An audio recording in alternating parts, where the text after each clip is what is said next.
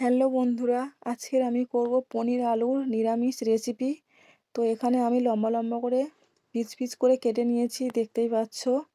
তো এখানে আমি হলুদ গুঁড়ো, স্বাদ মতো লবণ দিয়ে মাখিয়ে নেব সুন্দর করে। কড়াইতে তেল দেব, সাদা তেল পরিমাণ মতো। পনিরটাকে ঢেলে খুব সুন্দর করে ভেজে নিতে হবে। লাল লাল করে, হালকা লাল করে ভাজলে পনিরটা খেতে ভালো লাগে। তো দেখো, আমি হালকা লাল করে ভেজে নিয়েছি, ভাজা হয়ে গিয়েছে। পনিরটাকে তুলে নেব। কড়াইতে দিয়ে দেব তেজপাতা, শুকনো লঙ্কা। তোমরা এখানে চাইলে গরম মশলা দিতে পারো, পোস্ত বাটাও দিতে পারো। তো আমি এখানে কিছুই দেব না, সিম্পলের ওপরে করব।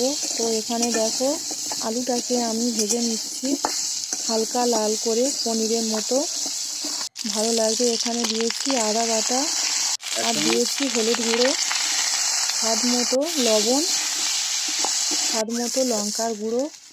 এখানে আমি জল দিয়ে দিলাম পরিমাণ মতো। তোমরা তোমাদের পরিমাণ মতো জল দিয়ে দেবে।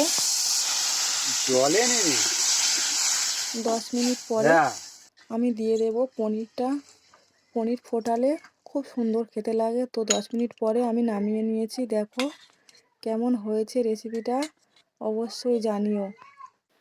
তো বন্ধুরা, কেমন হয়েছে জানিও, আর লাইক কমেন্ট শেয়ার করতে ভুলো না বন্ধুরা। ওকে।